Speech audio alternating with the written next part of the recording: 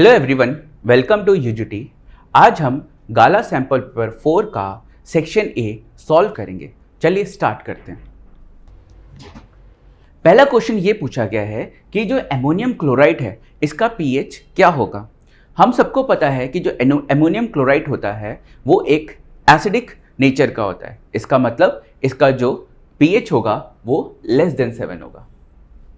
Next question हमसे पूछा गया है कि इसमें से हमारे पास 4 ऑप्शंस है, इसमें से ऐसा कौन सा है जो हमारे फूड प्रिजर्वेशन में यूज़ होता है। तो हमारे पास फूड प्रिजर्वेशन के लिए यूज़ होता है एसिटिक एसिड। ठीक है, ये CH3COOH किसका फॉर्मूला है? That is acetic acid.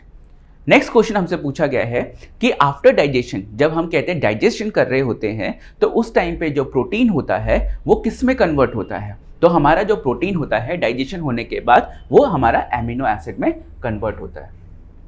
चलिए नेक्स्ट क्वेश्चन चलते हैं।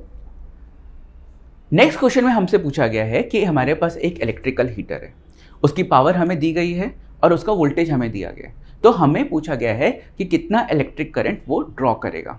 तो इसका आंसर हम फाइंड आउट करते हैं। जैसे कि हमारे पास फॉर्मूला है P = V × I। हमारे पास पावर दे रखी है दैट इज 1.1 किलोवाट।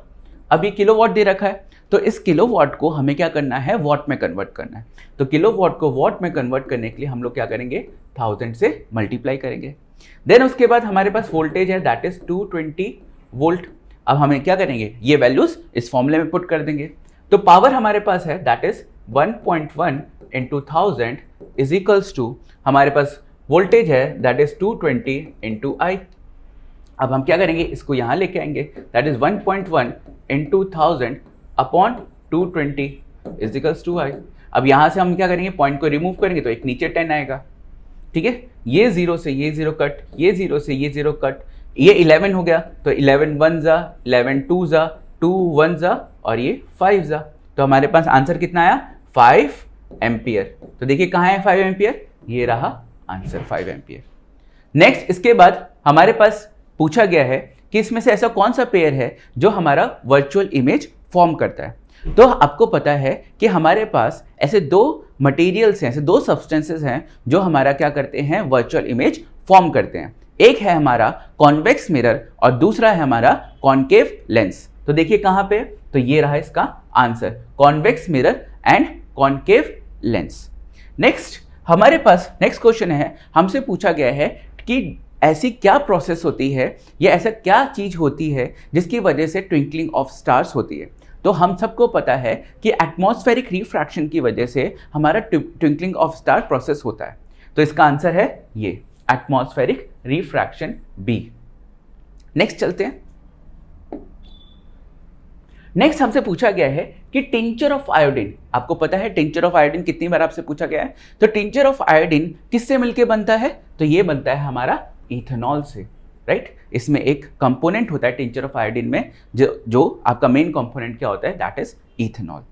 नेक्स्ट हमसे पूछा गया है कि सोमैटिक सेल्स, अब आपको पता है कि हमारे पास टोटल 23 पेयर्स ऑफ क्रोमोसोम्स होते हैं। ठीक है, इन 23 पेयर्स ऑफ क्रोमोसोम्स को जब हम बाइफर्केट करते हैं तो एक 22 होता है और एक 1 पेयर होता है। तो ये जो 1 पेयर ऑफ क्रोमोसोम्स होता है ये होते हैं आपके सेक्स सेल्स या जर्म सेल्स। बाकी ये जो 22 पेयर्स होते हैं वो आपके सोमैटिक सेल्स होते हैं। तो इधर आंसर क्या हुआ हमारा, 22 पेयर्स। नेक्स्ट हमसे पूछा गया है कि जो इलेक्ट्रिक पावर होती है उसकी SI यूनिट क्या होती है। तो हम सबको पता है इलेक्ट्रिक पावर की जो SI यूनिट होती है वो होती है वॉट, करेक्ट। रेजिस्टेंस की ओम होती है और एम्पियर, करंट की एम्पियर होती है। नेक्स्ट हम चलते हैं, हमसे पूछा गया है जो ये एक्सक्रीटरी यूनिट है, ठीक है, उसका एंड पार्ट क्या होता है। तो हमें पता है कि जो एक्सक्रीटरी सिस्टम होता है उसके अंदर नेफ्रॉन होता है और जो नेफ्रॉन होता है उसका जो एंड पार्ट होता है वो क्या होता है आपका, कुछ इस तरीके से बना के हमारा कलेक्टिंग डक्ट होता है। तो आंसर क्या हुआ हमारा, कलेक्टिंग डक्ट। नेक्स्ट क्वेश्चन हमसे पूछा गया है, बहुत सिंपल क्वेश्चन है कि हेडलाइट में कौन सा मिरर यूज होता है, सबको पता है कॉनकेव मिरर यूज होता है। नेक्स्ट हमसे पूछा गया है कि एक साइना नेहवाल है, उन्होंने ब्रॉन्ज मेडल जीता है। तो ब्रॉन्ज एक्चुअली जो एलॉय है वो किस एलिमेंट से मिलके ये एलॉय बनता है, तो ये बनता है आपका कॉपर एंड टिन से। चलिए नेक्स्ट क्वेश्चन की तरफ चलते हैं। नेक्स्ट क्वेश्चन पूछा गया है कि जो मैग्नीशियम है वो लेस रिएक्टिव है। यस, लेस रिएक्टिव है सोडियम से। अगर हम रिएक्टिविटी सीरीज देखें तो हमारे पास पोटेशियम आता है, देन उसके बाद सोडियम आता है, देन कैल्शियम आता है, देन मैग्नीशियम आता है। तो मैग्नीशियम आपका लेस रिएक्टिव है सोडियम से। नेक्स्ट हमसे पूछा गया है जब भी हम सेक्स डिटर्मिनेशन करें तो सेक्स डिटर्मिनेशन के लिए हमें फर्टिलाइजेशन प्रोसेस जरूरी होती है। हाँ, जरूरी होती है, क्योंकि जब तक मेल गैमेट फीमेल गैमेट आके फ्यूज ना हो और फर्टिलाइज ना हो तब तक हम सेक्स को डिटरमाइन नहीं कर सकते। तो ये स्टेटमेंट भी ट्रू है। देन उसके बाद टिंडल इफेक्ट। टिंडल इफेक्ट क्यों होता है? Because of atmospheric refraction. ठीक है, जो कोलाइडल पार्टिकल्स होते हैं एटमॉस्फेयर में, उसकी वजह से जो लाइट रिफ्रैक्ट होती है उसी की वजह से टिंडल इफेक्ट होता है, इसलिए ये स्टेटमेंट भी करेक्ट है। देन उसके बाद हमें पूछा गया है कि जो टूथ डिके होता है उसका पीएच कब कम हो, कितना कम होता है जब हमारा टूथ डिके होना चाहिए। तो 5.5 से अगर हमारा माउथ का पीएच कम है तो उस प्रोसेस में क्या होगा या उस कंडीशन में क्या होगा कि हमारा टूथ डिके होगा। ठीक है, तो ये भी स्टेटमेंट क्या है आपका ट्रू है। नेक्स्ट क्वेश्चन की तरफ चलते हैं। नेक्स्ट क्वेश्चन पूछा जा रहा है कि ऐसा कौन सा हमारे फूड में न्यूट्रिशन की कमी हो या ऐसी किस चीज की डेफिशिएंसी हो जिसकी वजह से गोइटर हो सकता है। तो इसका आंसर है आयोडीन। नेक्स्ट हमसे पूछा गया है कि जब हम क्या करें, दो ट्रेट्स को क्रॉस करें, जैसे टॉल और शॉर्ट को अगर हम क्रॉस करवाएं तो इससे क्या होता है कि जो सारे रिजल्ट होते हैं वो टॉल होते हैं। ऐसा क्यों होता है? ऐसा इसलिए होता है कि जब आप क्या करो, टॉल और शॉर्ट को क्रॉस करवाओ तो इनको क्रॉस करवाने की वजह से आपको क्या मिलेगा, टॉल, ये 4 आउटकम्स मिलेंगे। और ये 4 आउटकम्स में हम देख सकते हैं हर में क्या हो रहा है, जो डोमिनेंट ट्रेट है वो क्या है, टॉल। डोमिनेंट ट्रेट क्या है, टॉल। तो इसलिए क्या होगा, इसलिए हर पर्टिकुलर कंडीशंस में क्या होगा, जो हमारा प्रोजेनी या जो हमारा सीड बनेगा वो कैसा बनेगा, टॉल बनेगा। क्यों? बिकॉज आपका क्या कहते हैं, जो टॉल है वो क्या है, आपका डोमिनेंट ट्रेट है। क्या है आपका डोमिनेंट ट्रेट है, इस वजह से सारे के सारे प्रोजेनी या जो सीड्स हैं वो आपके टॉल बनेंगे। चलिए नेक्स्ट क्वेश्चन की तरफ चलते हैं। नेक्स्ट क्वेश्चन हमसे पूछा गया है कि फ्रंट पार्ट कौन सा होता है ह्यूमन आई का। तो हम सबको पता है ह्यूमन आई कुछ इस तरीके से होती है। ठीक है, तो इसका जो ये वाला पार्ट है that part is called cornea. तो हमारा फ्रंट पार्ट क्या होगा, दैट इज कॉर्निया। नेक्स्ट की तरफ चलते हैं। हमसे यहां पे पूछा गया है कि जो पेयर्स हैं, इन पेयर्स में मिसमैच कौन सा है। तो जैसे कि हमें पता है दैट इज करेक्ट, क्योंकि ये ओपन की का है। ठीक है, एमीटर, ठीक है, एमीटर को हम ए से शो करते हैं। ये जो V है ये हम वोल्ट मीटर से शो करते हैं, बट यहाँ पे क्या लिखा हुआ है, इलेक्ट्रिक सेल, जो कि ये जो पेयर है वो हमारा क्या है, मिसमैच्ड है, इसलिए आंसर आपका ये होगा।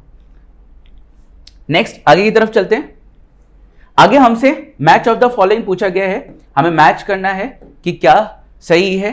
तो सबसे पहले हमसे पूछा गया मेडुला के बारे में। आपको पता है जो मेडुला होता है वो हमारे इनवॉलंटरी एक्शंस को कंट्रोल करता है या रेगुलेट करता है। तो यहाँ पे क्या हो गया, यहाँ पे हो गया हमारा सलाइवेशन। ठीक है, जो सेरेब्लम होता है, सेरेब्लम हमारा क्या करता है, हमारी बॉडी को बैलेंस बना के रखता है।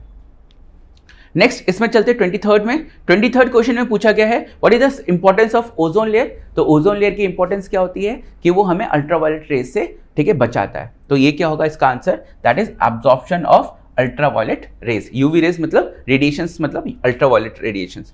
ठीक है, डिप्लीशन ऑफ ओजोन लेयर क्यों रहा है, क्योंकि हमारा CFC गैसेस जो है, CFC क्लोरोफ्लोरोकार्बन जो गैसेस हैं एटमॉस्फेयर में बहुत ज्यादा हो रही हैं, जिसकी वजह से ओजोन में डिप्लीशन हो रहा है। ठीक है, ये हमारा सेक्शन A फिनिश होता है। अगर इसके आपको हैंड रिटन नोट्स चाहिए तो हमारे ऐप में विजिट करिए, जो कि आप प्ले स्टोर में मिल जाएगा। Thank you.